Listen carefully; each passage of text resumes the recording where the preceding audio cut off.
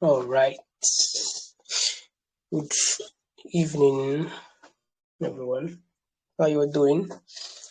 It's a superstar host again, Sam Abraham, and this is the Money Leadership Podcast. So happy to be back here to do what I love doing, sharing insight, and of course, providing foresight for the week ahead, and even for the days inclusive. So I hope you're all doing fine. So very much so excited to be back here doing this with you all, and that's been an amazing week. And this is the 50th week. Looking forward to sharing my lessons for the week in regards to leadership. We do this across the spectrum. For the morning business, do that on Fridays, morning market on Mondays, and the morning leadership on Wednesdays. So these are basically freemium products of the SAGSC brand. Very excited to be doing this again. And thank you for the feedback. Big shout out to everyone in my team for how we are going to curate, ideate and execute the different products and projects for this year. Still have more in store for you guys, and shout out to you for listening, for being our listeners, being our audience. Because of you, we're still existing. Thank you for the feedback, and very certain you are getting fantastic results in the application of these insights in your personal life, and that's why you're still here, paying attention to every of our podcasts. Thank you so much. Big shout out to everyone in the SAGSC brand. God bless you all. So basically, this is an education podcast, like I always say. It is your duty as a listener, as an audience, to go and do your own research. Jot down every point you hear, carry out your research, carry out your due diligence, and run with whatever you get, because it is important to let you know that we are not to be held liable for any loss that is that happens, judging from how you apply what you learned. We cannot guarantee that you applied it the way it was taught. So because of that, we advise you carry out your due diligence, and if you have questions, do not hesitate to send them so you can be addressed properly, right? So this is the Leadership Podcast once again, and we're basically into the business of helping individuals and brands find the blueprints of how they can lead when they have money, when they don't have money, and when they do not need money. Putting into consideration the fact that money is a big enabler of whatever we do, even leadership as a feed. All right. So that is why we give leadership lessons every week, so you can pick and run with it. So tonight I'm going to be sharing 6 points basically, right? I have 6 points jotted down, and I'll just go ahead and kick off. Try my best to be very short and give solid examples so you can understand, speak in simple English as much as possible. So the first one is that you need to be a good listener. If you want to succeed in leading yourself and leading teams, you have to be a good listener. The moment you are interfacing with human beings, it shows that you have to, you are going to be getting, you are going to be getting different concerns and different genuine intentions. You're going to be hearing from people over and over again. Either you're working with them as a team directly, or you are working with them in prosy, meaning they are contracted staff. You meet people every day, from your home to your workplace, even to your religious centers, if you're someone that's very religious. So, and this requires you, to be a good listener if you want effectiveness in your day, in this week, and in your life in general. You need to be a good listener. How do you become a good listener? You have to first of all understand that there's a big difference between listening and hearing. You hear because you just hear to fulfill righteousness. Assuming you are in a community where conversation is being heard, you can hear. They say something, you just hear, and you don't really think too much about it. But when you listen, you are able to go to pinpoint the exact information that has been passed and put it to use. So let me give an instance here. Okay, and listening is a factor of effective communication. I do have a course on communication, but I'll just share a snippet here using it to drive my example. We are still on the first point here. So Mr. A meets Mr. B and say, "Hey, Mr. B, I want," both of them as C-suite executive, right? "I want to call a board meeting of every members of this brand." And this is how Mr. B knows that he has heard what Mr. A said, and this is how Mr. A understands that Mr. B has gotten what he said. So by this, Mr. B has to respond by saying, "If I got you right," this is Mr. B speaking, "you said you want to hold a meeting of all board members of this brand." They said yes. So if communication is not complete, you have not listened. So I hope this very simple example make you understand that how listening is a big factor. Okay, so there is a particular, particular short. Should I call it a story now? Right? Not really. It's more of like it's fiction that portrays more of what I'm saying here. So two friends actually went on hiking, right? So they went on hiking. They had, of course, protective tools. Talking about firearms in case they get to meet any object or living thing that will threaten their life. So while they were hiking, one fell and became unconscious. So the other one, who definitely didn't know what to do, put a call through to 911, an emergency line, and called and said, "I went out with my friend for hiking and he slipped and fell down and is currently unconscious. What do I do?" With panic. Then the person who was speaking from the other end, who happens to be an health specialist that was supposed to help him, get his friend back to life, said this and said, "Oh, please calm down, calm down. Let's ensure he's dead first." Then the friend, before you know what happened, there was a loud sound of like a firearm. Then the person who called those health executive, the 911 as I'm talking about now, picked up the phone and said, "Okay, I just shot him now, he's dead. So what do I do next?" So I don't know if this sends the message. The person was thinking, only heard what was not told, didn't listen. Then the health executive didn't communicate properly. Of course, you can blame him for that, but my point that I'm driving and be a good listener is laying the blame at the moment on the other friend who was still very much alive that ended up killing his friend because he didn't get to listen. He was being told, let's be sure he's still alive, let's be sure he's not dead, let's confirm that he's still breathing. Okay? So because initially he thought his friend was dead because of the fact that he was unconscious. So it is his failure to understand the message that was passed for a result to be for actions to be taken to get his friend back to life that ended up pushing him to go ahead and kill his friend. And this can happen in personal life and across different spectrum, including business and as far as there's an organization of humans. This is very much likely to happen if you do not listen. So to avoid any future errors or to limit errors in terms of leading yourself on brands, organization, and team, you need to be a good listener. Ensure you understand what has been said so that you act accordingly and do not get repercussions that you'll be sorry for. So what's my second point here? Empower your team. This cannot be overemphasized. Even in families, and no matter how small your team is, it can be just two or more, or you're working you need to empower your team. One of the fastest way to do that is to ensure that they have duties where delegated, like they delegate duties to them. They know their place in the team, and they go ahead, they have that confirmation to run. They have the backing to go ahead and do what I want to do. There are some teams that the opposite of empowering your team is micromanage your team. You need to understand that there is the big opposite between empower your team is micromanage your team. And what does micromanaging mean? It means you just tell people what to do, they must do. Like, you do not create room for ingenuity. You don't create room for people to to be creative. And if you do that, you limit the performance of that thing. I personally define leadership, as an avenue or an ability to unleash potential of yourself and of others. If all you do is to manage potentials and not unleash them, then you are actually on your way to monumental destruction. Maybe slow and steady, but it will surely happen. And the best way to revert that is to ensure your team is empowered. Train them. You can reach out to us at the SHSA brand to make to help us put this perspective to bed and help your team get this in full. So that being said, the third point here is set clear goals and expectations. You cannot overestimate this or underestimate, as the case may be. If you want people to run, write down the vision and make it plain. All right, so that you will see me run. They need to understand why they are there every day. On Mondays, this is more illustrative, or I don't know if I'm using that right. This is more this identifies why there should be a structure on ground.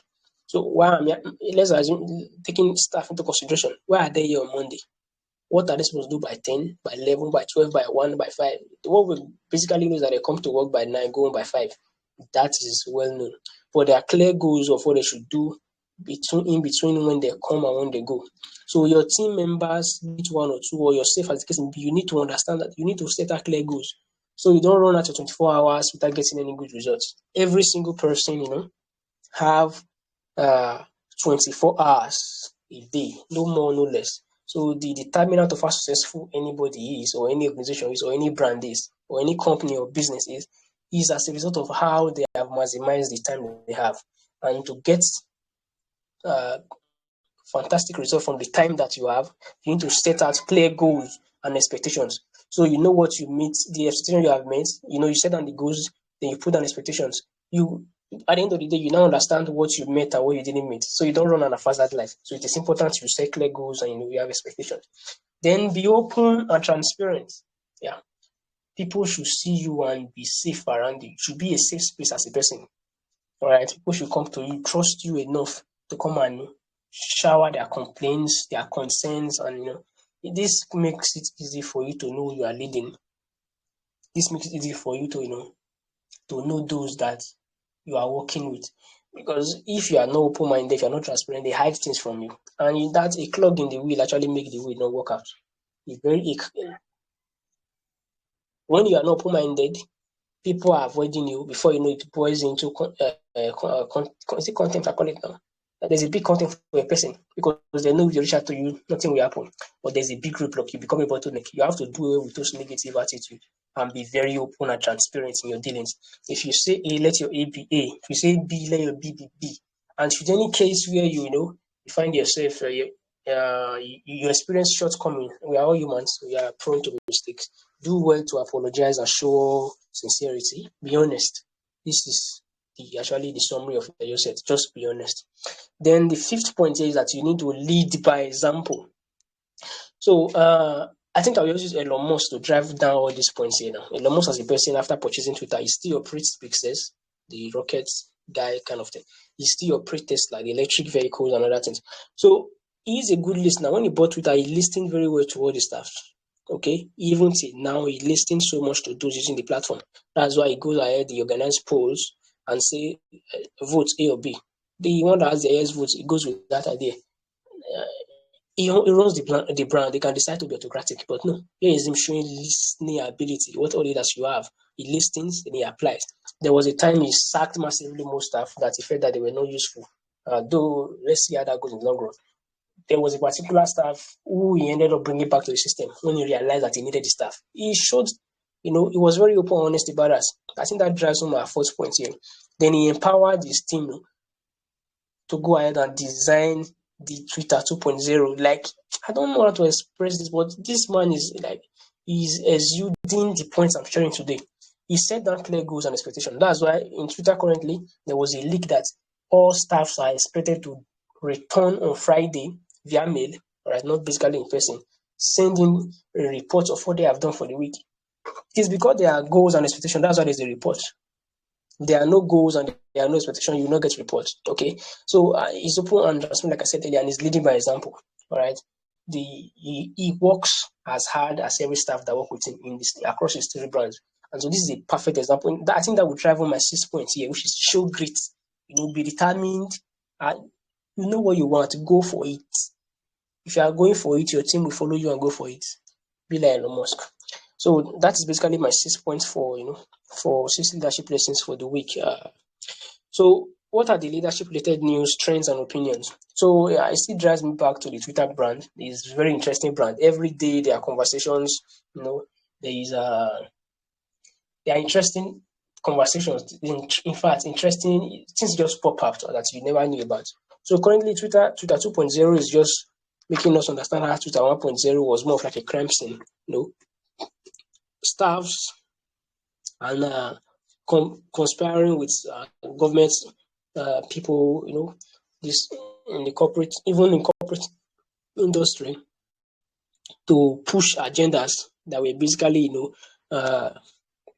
truncating the rights and privileges of everybody using the platform, limiting people, blocking, blacklisting, just doing things randomly as if it was more of like an autocratic. I understand it was a private brand, but they were using the whole ecosystem of the brand to limit particular agendas while uplifting others. Twitter 2.0 is now exposing those Twitter 1.0 realities, and I need to give it up to Elon Musk and the team, trying to still build trust with the people, with with the users, letting them know that, see, this is where we used to be, and this is what we want to be now. So we are saying all these things so that you understand that we are not here to continue the mistakes of our owners past, but to correct them as much as we can. We're not guaranteeing 100%, so we want to correct that and make this platform a place, no longer a crime scene anyway, but to become a place where everybody is free and where fair conversations are held. That is the trend I've seen for the week. And honestly, that is crazily amazing. Crazily amazing. So in the sports industry too, there's a trend. I just shared my opinion on that. The one I just said. The trend, Cristiano Ronaldo has moved on from Manchester United. He has terminated his contract. And so he was at the World Cup and his team was eliminated in the quarterfinals. Right? Yes. And so he's currently clubless. And as a professional that he is, he needs to be training, to be back fit so that he doesn't get lousy. He's a professional. He's been fit to be professional, right? And he's doing it to the to the peak. He reached out to the brand he worked for initially that he left. There was, of course, there was an issue. It wasn't amicably solved. He pulled out from Real Madrid, that's the brand I'm talking about, and went to another brand, which is Juventus FC. So because of the issues in the past, the owner of the brand he left, Florentino Perez, not necessarily the owner, but the president, Florentino Perez, and the board, they willingly offered their training facilities to Cristiano Ronaldo to continue his training, despite no longer being a part of them, and foregoing the issues of time past. Honestly, this is something that we should all take into consideration, right? It is a win for both sides, because Ronaldo back then, while he was with them, worked so hard, brought trophies, accolades. He put Real Madrid back in the world map in terms of the sports ecosystem, and now they didn't they didn't use the way he left against him, and here he's training with them again. These are leadership lessons we should inculcate. And what I take from this trend is that you should not hold grudges for too long. Even if there was a bad moment, put into consideration the very good moment and rely on that. Use that to drive joy, to push a narrative of peace, push a narrative of love, push a narrative of acceptability, and in the end, you'll be celebrated, and it'll be difficult for you to. In fact, it enhances your brand and reputation as someone that has very very leadership, capacity, and the ability to lead even in chaos. This is a brand uplifter, and do not take that particular situation that happened this week for granted. So, if you ask me, who is basically or the brand with the best leadership performance this particular week? This is our 6th point regarding to this conversation here. Is Elon Musk. Yes, I think I was talking about an opinion about how he's using Twitter 2.0. How he's branded Twitter 2.0, talking about Twitter 1.0, despite the threats to his life, his business, and family. His grit didn't allow him rest. He knows where he's going with this new brand to create a very, very democratic world and a conversation-based ecosystem where people are not limited, where access is free and it's just and fair. The fact that he was able to kick out any staff that wanted to keep the old narrative and cleanse this very brand, bringing out a new narrative that is more fair, is something. That is the reason I really consider him as the best leadership performance for the week. While the poor leadership performance is still on the same brand and organization, that's Twitter Incorporate, I'll give it up to Mr. Jack Dorsey, because there are so many incriminating files pouring out by the day, showing how under his leadership, those narrative injustice thrived. Like, I cannot tell how the intensity of those narratives and those that were in control of that. But honestly, as a CEO of a brand, if you cannot direct your team, if you cannot bring them back when they are losing coordination, I think that's what we talk about business plan in business. It's more like blueprint. If you cannot return your team back to the reason you started, then you have failed. So it is because of that, observation that I will gladly give Mr. Jack Dorsey the poor leadership performance of the week. And then, what is the likelihood of Jack bouncing back? never can tell. They are watching. Let's see how it goes. But he may likely remain there due to his involvement in Twitter 1.0. And for Elon Musk, let's see. Probably I'm thinking I'm believing he will remain at top because every day is becoming more intensive in his approach. To read Twitter 2.0 of every characteristic and traits of Twitter 1.0. For those who are listening and don't understand, Twitter is an organization, a brand, a micro blogging site where people go ahead and start conversations about their concerns, maybe government related, academic related, anything that calls for public opinions, right? People go there and do that. So it was initially owned and managed by Jack Dorsey and his team. So they sold it to Elon Musk. So when it was managed by Jack Dorsey and his team, it was referred to as Twitter 1.0. Now they have a new leadership, a new owner. So it's this new ownership that we are referring to Twitter 2.0. And it's been led by Elon Musk himself. So I hope that, short at the confusion you might have had while I was talking about Twitter 1.0 and Twitter 2.0.